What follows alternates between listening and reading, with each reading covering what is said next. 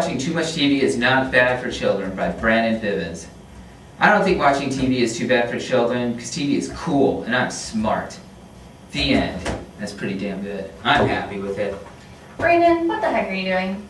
Who are you exactly? I'm writing a research paper about whether I think TV is bad for children if they watch it too much. Okay, well, I am the person that's going to help you write a research paper in a persuasive manner. So are you a stalker, or what are you doing? I don't know. I even brought this worksheet to help you out. This says the first step in any persuasive argument is picking a side. And you said your side is defending that kids who watch too much TV are not affected by it, right? Yes. So how do you think you're going to back that up with reliable sources? Go to Wikipedia. Good idea. Brandon, Wikipedia is not a reliable source.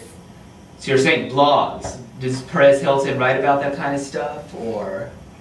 No, according to my worksheet, a reliable source is a book that has been published or a scholarly journal that has been written by a scholar and also published. Okay. I don't know what you're talking about. I really don't. Well, what I'm trying to say is by writing a persuasive argument research paper, you're about to make one of the biggest mistakes by only relying on online sources because not all resources online are reliable. So you're saying I can't do any research online at all? No, you can do research online like CNN.com and New York Times, but you have to make sure you know who's writing the articles.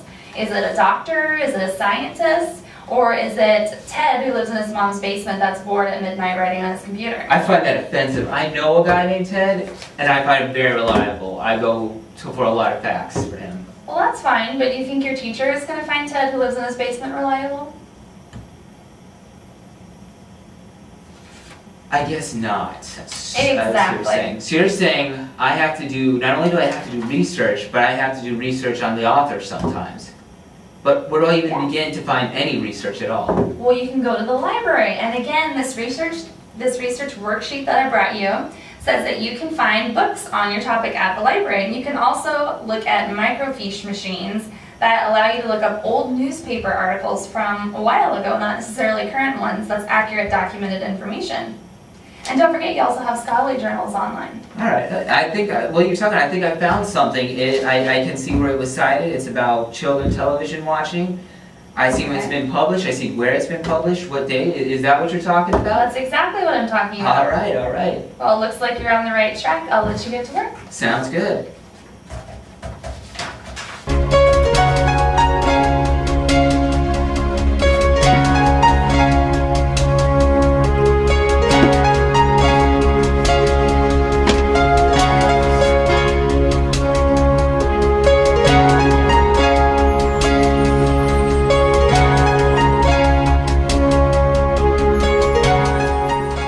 Done. 12 pages, took me 3 days, but I'm proud of it. I'm so happy. You finished? Who are you? You're not even the same person. Where do you people come from? The other girl couldn't make it, so she sent me. What did you learn from your research? Well, I actually found out a lot of good stuff that actually helped my argument, and I actually found a couple of quotes that went against my argument, but I learned in a research paper, in a persuasive paper, it's always good to shoot those down, so I used them, and I was able to shoot them down, so I'm happy about that. Did you cite all your sources with in-text citation and a reference page? What is that? And my question to you is, if I didn't do that, is that bad? Well, using our worksheet here for research papers, you do need to cite information when you get it from another source, whether it be a quote, a single fact, or an idea from a research paper. Okay, and how do I do any of that? I thought I could just write stuff down. Well, for example, after you use a quote, you need to place a citation right after it. Depending on the format that your teacher uses, it could be an MLA style or APA style. Okay. And what was that thing about reference page? Or I heard something, yeah, what's that about? Then at the end of your paper, you need to follow these examples of citing your journal. When you do not give credit to what you've been using, it's called plagiarizing. So, what about if I just what about if I just use a really small fact, but I reword everything to my own words? Do I have to cite something then? Yes, that's called paraphrasing. It's still someone else's idea, so you do need to cite that. Alright, so even the smallest fact, I need to cite. Yes. Okay. All right. Well, I thought I was done. Guess I'll get back to work. Yeah!